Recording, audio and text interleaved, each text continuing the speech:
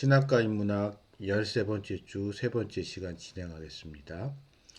지난 시간에 저는 서구 문명이 기독교 문명이 일본을 통해서 우리나라에 전파되게 된 과정에 대한 이야기 여러분들과 나눴습니다. 일본인들이 연구한 일본인들이 일본어로 번역한 것을 한국 사람들이 일본어로 접하게 되고 그 일본어로 접한 것을 다시 한국어로 번역해서 소개하는 과정을 겪었기 때문에 이게 조금 거리가 있었다는 이야기, 거기서 온 왜곡들이 있었다는 이야기를 전해드렸습니다. 근데 이런 그 당시에 우리가 흔히 개화기라고 하던 그 시기에 일어났었던 이런 전반적인 일반적인 모습과는 좀 다른 모습이 있었습니다. 그건 이제 바로 개신교 선교사들, 우리가 잘 알고 있는 언더우드나 아펜셀러 같은 분들을 통해서 한국의 그 당시 조선이죠. 조선왕에 소개되었던 신학과 기독교 신학과 신학, 그리고 그거와 함께 선교사들이 가르쳐준 전해온 학문 내용들, 기본적으로 실용 학문들인데요. 그런 것들에 관한 겁니다. 그러니까 한국은 그 당시 조선이지만 그러니까 우리나라는 참 특이한 기독교 역사 속에서 특이한 케이스의 나라죠. 선교사들이 왔는데 복음을 전하러 선교사들이 왔는데 와서 보니까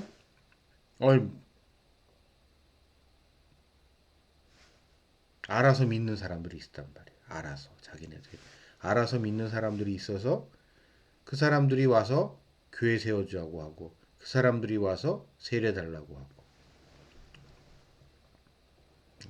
그런 좀 황당한 일이 벌어진 거죠. 왜 그런 일이 벌어졌냐?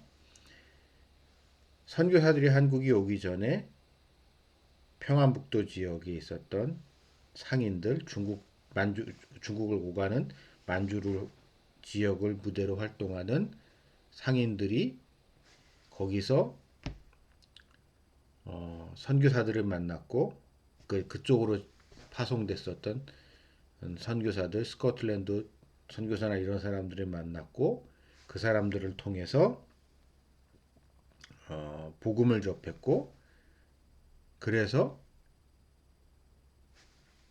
쪽복음으로 일부 성경의 일부가 평안도 사투리로 번역돼서 이렇게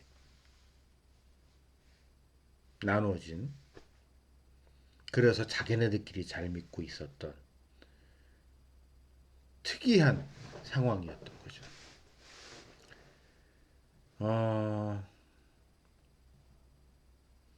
그래서 이거와 관련돼서 제가 되게 흥미로운 이야기를 여러분들과 좀 나누고자 하는데, 성경이라고 우리가 보통 하잖아요.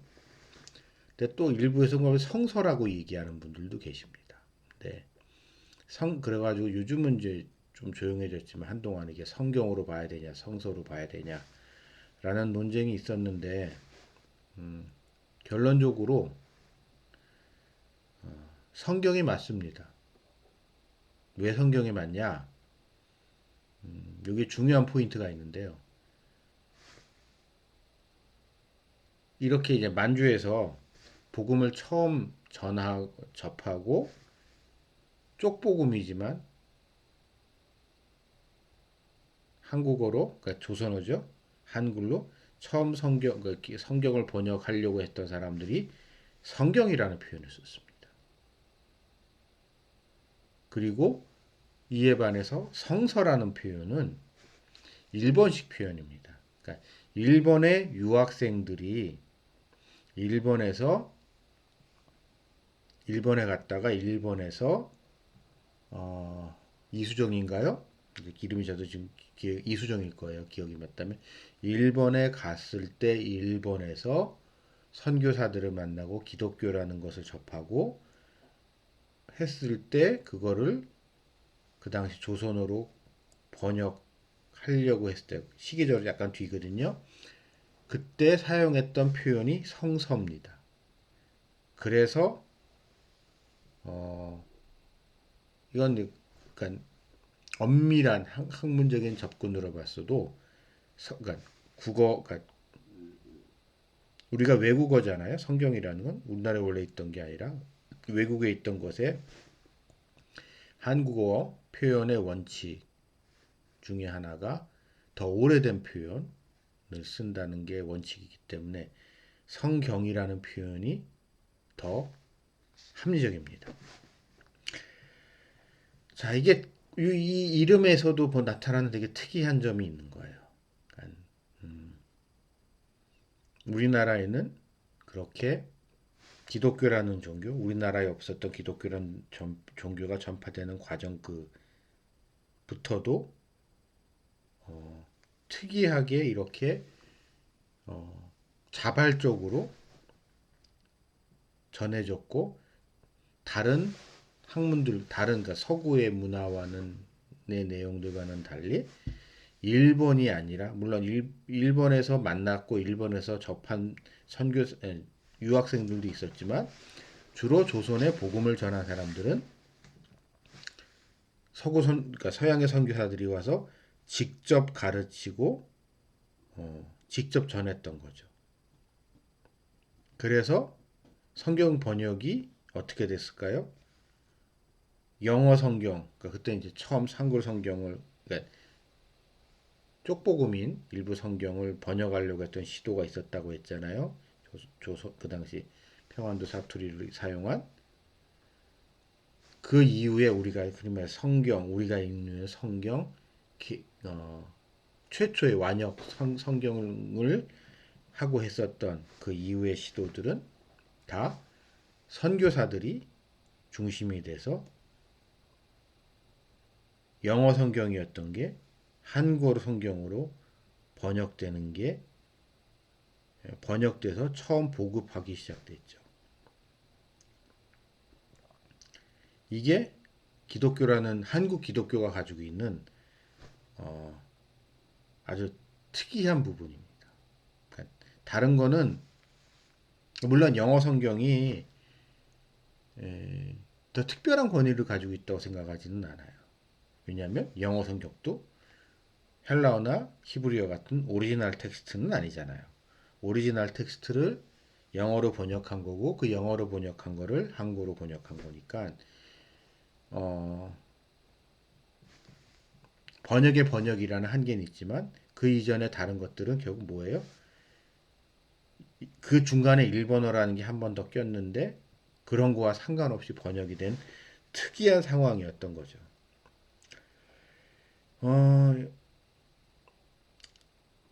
그리고 이거와 이렇게 그래서 기독교라는 종교는 한국에서 어찌 보면 개화기 시절부터 일본과는 차이가 나는 미묘한 차이가 나는 그런 좀 다른 결의 하나의 흐름이 교회를 통해서 우리나라에 생겨나게 됐습니다. 이 여담이긴 한데요. 그러니까 제가 들은 얘기입니다. 이건 들은 얘기인데 제가 아주 어렸을 때 들었던 얘기예요. 이게 사실인지 아닌지 모르겠는데 제가 들었던 얘기입니다. 이 둘이 그러니까 일본을 통해서 소개된 거와 선교사들이 직접 와서 소개된 거가 거의 비슷한 시기에 한국에 그 당시 조선에 전해져서 이렇게 서로 이렇게 좀 이렇게 따로 같이 있지만 또 따로 놀았던 대표적인 분야가 의학 쪽이라 그러더라고요. 그러니까 일본인들이 이제 서구 유학생을 보낼 때 제일 많이 보냈던 학문 중에 하나가 의학입니다. 그리고 그 사람들은 주로 독일 쪽으로 독일에 유학을 많이 보냈대요. 그래서 일본 의학은 그러니까 서양의학이죠. 서양의학은 독일의 의술이 많이 이렇게 이식된 거가 일본의 의학이라고 그러더라고요. 그래서 우리나라 이제 서양 의사들이 처음 전해져 의사들이 교육받을 때 그 일본인들한테서 서양 의술을 배운 사람들이 있었고, 또 다른 한편으로는 선교사들이 미국 선교사들이 한국에 오면서 세브란스나 이런 데 또 많이 지었잖아요. 거기서 또 의사들이 있었고. 그래서 한국 의학계의 그러니까 지금은 어떤지 모르겠는데 옛날에는 많이 달랐대요. 이 두 집단이. 그래서 뭐 특정 대학 이야기를 하긴 뭐하지만 일본에서 배운 의학과 일본 사람들이 와서 한국에서 세웠던 의대 출신들과 선교사들이 세웠던 의대 출신들 사이에 이렇게 좀 차이가 좀 있었다고 그런 얘기를 들은 적이 있습니다. 그러니까 환자를 치료하고 하는데 여러분 그런 거 있잖아요. 여러분 이게 어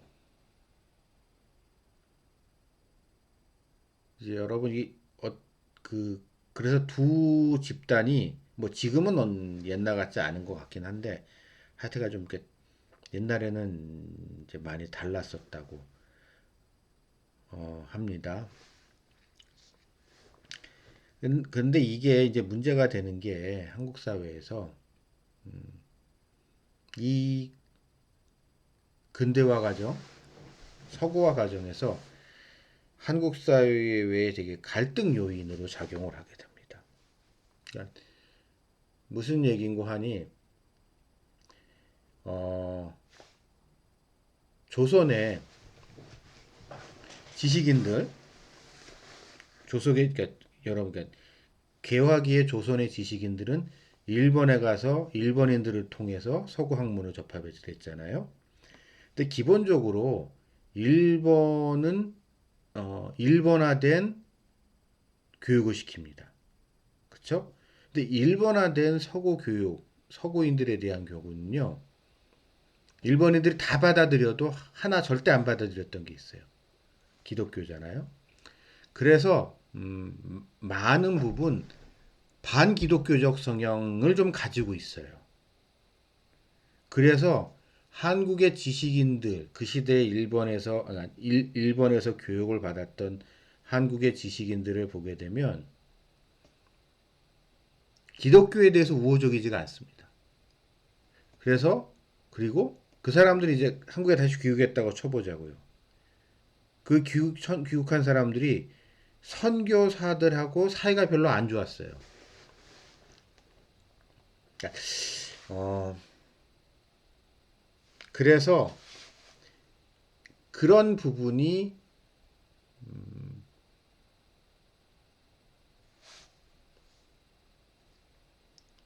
지금까지도 제가 보기엔 한국 사회의 중요한 갈등의 요인이 됩니다. 자, 이게 대표적인 인물을 제가 얘기를 드릴게요. 이광수, 춘원 이광수. 이광수에 대해서 여러분들이 어떻게 생각하실지 모르겠습니다만 이광수는 당대의 천재였습니다. 조선의 천재였어요. 그냥 제가 들은 얘기로는 이광수가 이제 국립 유학생, 정부에서 보내주는 국비 유학생으로 일본에 가서 공부를 했는데 일본어를 일주일 만에 마스터해가지고 완전히 해서 뭐 시험을 보면 1등 했었다. 뭐 그런 천재긴 천재였던 것 같아요. 근데 이광수라는 인물이 여러분 어떻게 생각하실지 모르겠지만 이렇게 오늘날 우리한테는 이렇게 부정적인 인물로 아주 변절자, 친일파의 대명사로 우리한테 인식되고 있지만 개화기 그 당시 조선의 초기 지식인들의 대표적인 지식인이었고 엄청나게 많은 지식인들에게 영향을 미쳤습니다. 근데 이광수가 기독교를 싫어했어요. 교회를 좀 다녔던 적도 있다고 하는데 기본적으로 참 교회를 싫어합니다. 그래서 교회를 비판을 많이 해요. 음,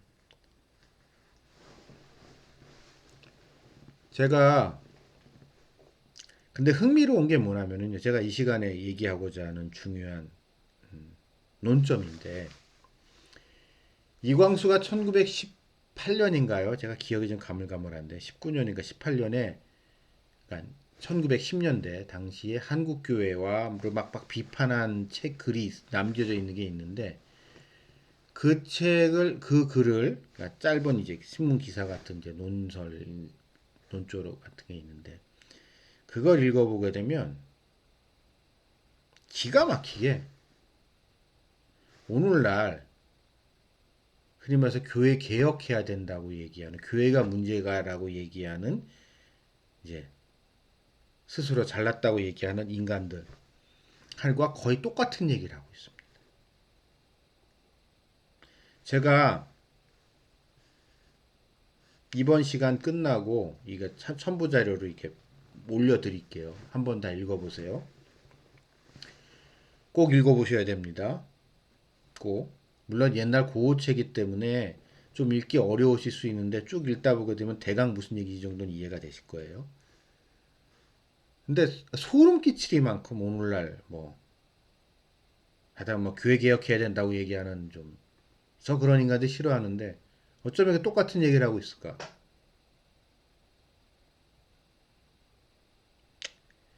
왜 그런 똑같은 이야기를 할까에 대해서 제가 감히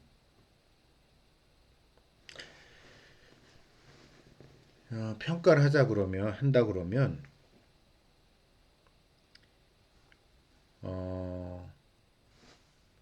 이 둘 사이에 갈등이 그러니까 주류는 절대 숫자 주류는 일본에 가서 일본인들을 통해서 공부한 사람들의 숫자가 압도적으로 많습니다.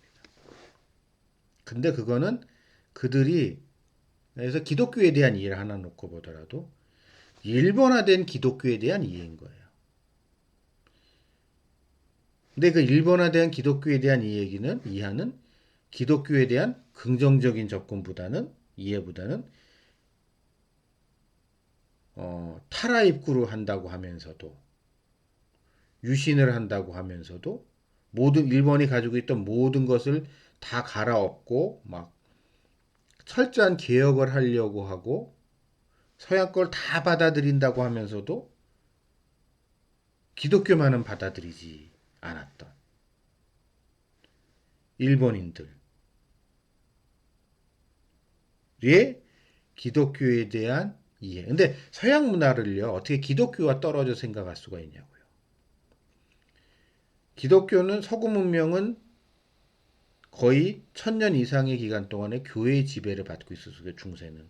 거슬러 올라가게 되면 로마가 지금까지도 서구 문명의 가장 그 저변에 깔려 있는 그들의 사고 방식은 대단히 기독교적입니다. 그래서 기독교와 서구 문명은 구별해서 생각할 수 없는 거예요.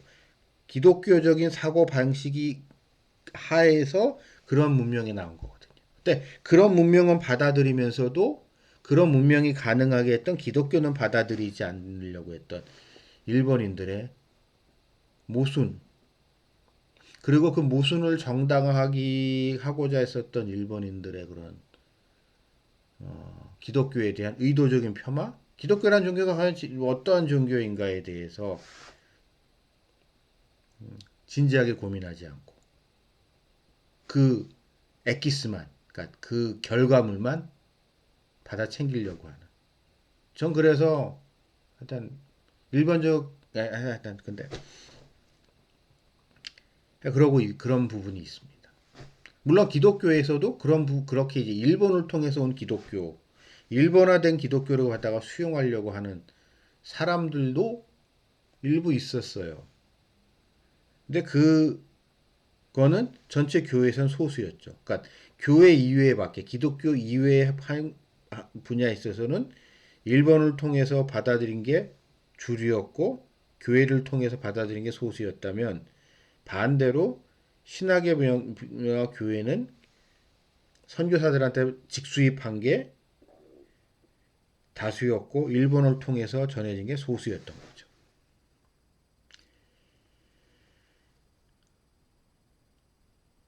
근데 이런 과정 속에서 그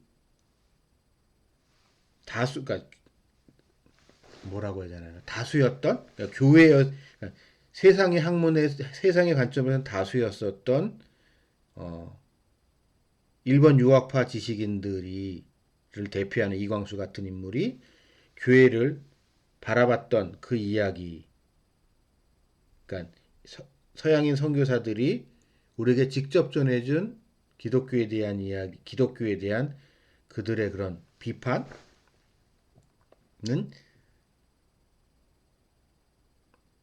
역사적으로 봤을 때 참 유사한 점이 많은데 이거 좀 말이 두서없어서 죄송합니다만 이 둘이 가장 꽝 극단적으로 충돌했을 때가 언제냐? 신사참배입니다. 말이 좀 건너뛰는데요. 자, 신사참배가 나쁘다 뭐 이런 얘기는 우리는 다 알잖아요. 뭐 주기철 목사님 얘기도 알고 많이 우리 그런 줬어서 아는데 우리는 이제 한 번쯤 고민해 볼 필요가 있습니다. 신사참배를 했었던 대다수의 교회, 대다수의 목회자들은 그거를 왜 했는가? 그러니까 크게 두 가지입니다. 어쩔 수 없이 한 사람이 있었고 그것이 옳다고 해서 했던 사람들이 있어요. 뭐 이게 틀리다, 이게 안 좋다는 거 알아. 이게 나쁘다는 거 알지만 교회를 유지하기 위해서 성도들을 지키기 위해서 어쩔 수 없이 신사참배를 할 수밖에 없지 않냐라고 하면서 어쩔 수 없이 신사참배를 했었던 분들도 많이 있지만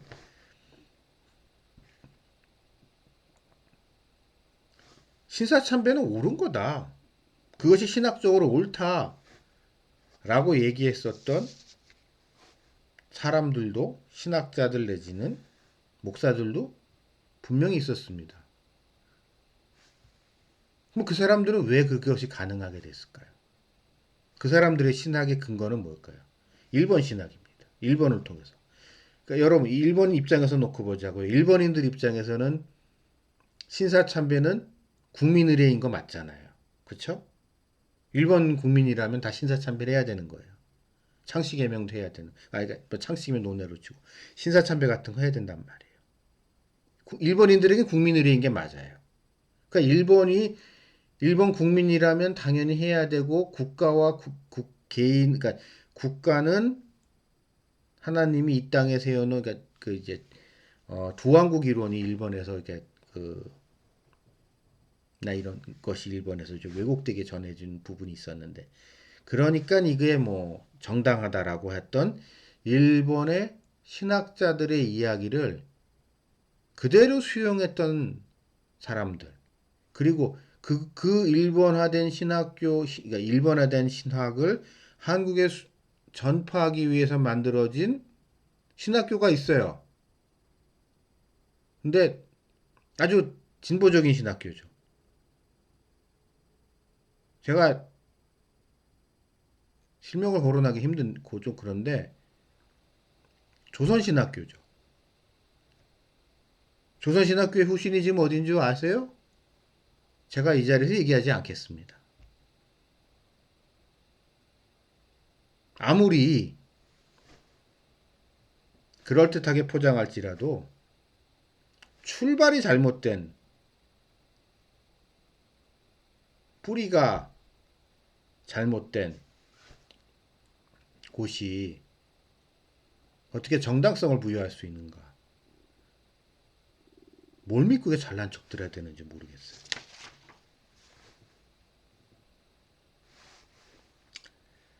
제가 이런 이야기 좀 두서없이 얘기를 했는데요.